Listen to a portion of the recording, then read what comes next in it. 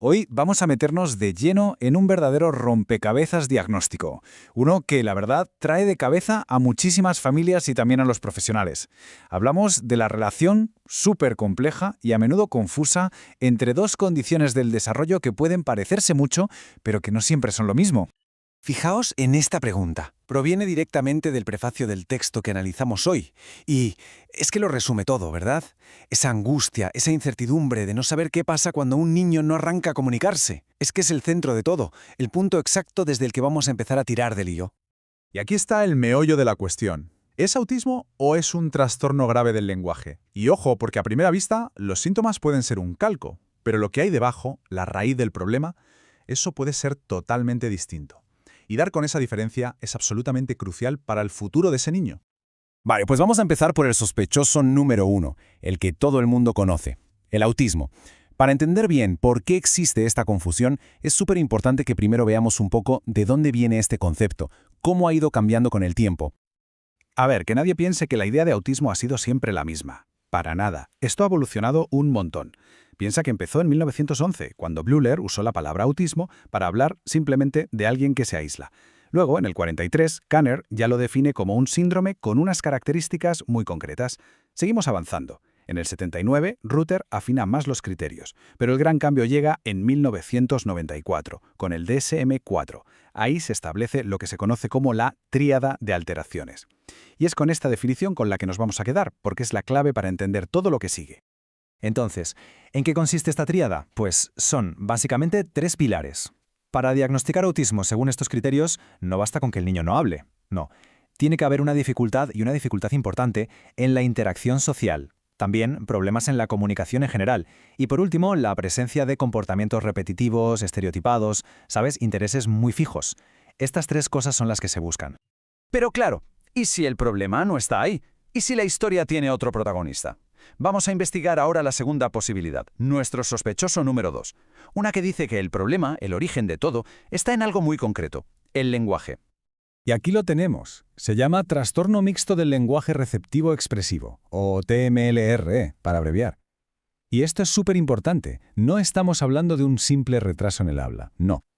Esto es como si el procesador central del lenguaje, tanto para entender lo que te dicen como para formular lo que quieres decir, estuviera fallando. Es un colapso en todo el sistema.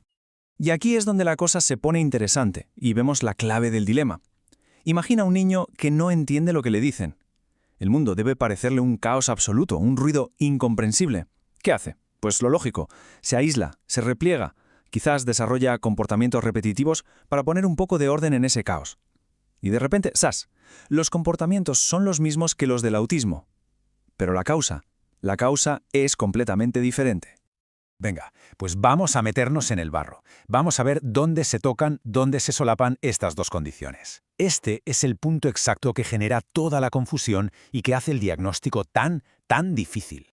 Si miramos en núcleo, la raíz de cada problema, las diferencias en realidad son bastante claras. En el autismo, el problema fundamental está en la conexión social, en la parte emocional. Es como si el wifi social no funcionara bien, ese toma y daca de la interacción. En cambio, en el TMLR el problema está en la herramienta, en el lenguaje mismo. No es que no quieran conectar, es que les falta el cable para hacerlo. La diferencia es brutal. Pero claro, en la práctica, aquí es donde todo se lía.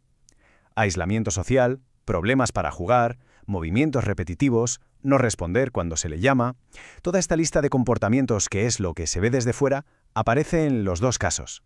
Y es que un niño con un TMLR muy grave, que no entiende nada, acaba pareciendo un niño con autismo. Presenta los mismos síntomas que forman esa tríada de la que hablábamos.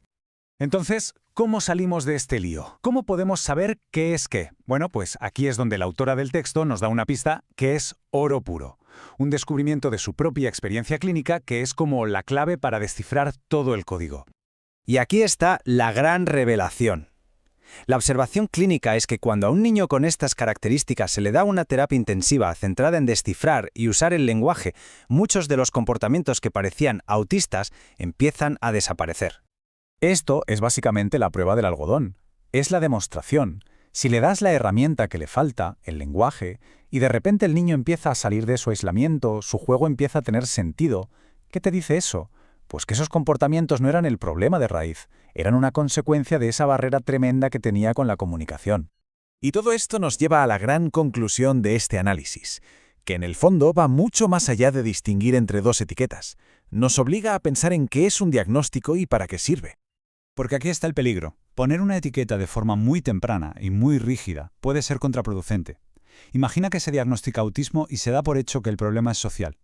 Quizá toda la terapia se centre en eso y se deje de lado lo que ese niño necesita con más urgencia que nada, que alguien le ayude a construir la herramienta del lenguaje. Por eso, la propuesta es un enfoque mucho más vivo, más dinámico. Pensar en el diagnóstico no como una sentencia final, sino como una hipótesis, un punto de partida, y que esa hipótesis pueda cambiar según vemos cómo responde el niño a la terapia. La idea es sencilla, pero muy potente. Hay que seguir al niño, no a la etiqueta que le hemos puesto. Y con esta idea nos quedamos. Y si la clave de todo esto no es encontrar la etiqueta perfecta para un niño, y si en realidad el objetivo es simplemente darle las herramientas que necesita para que sea él quien pueda empezar su propia conversación con el mundo?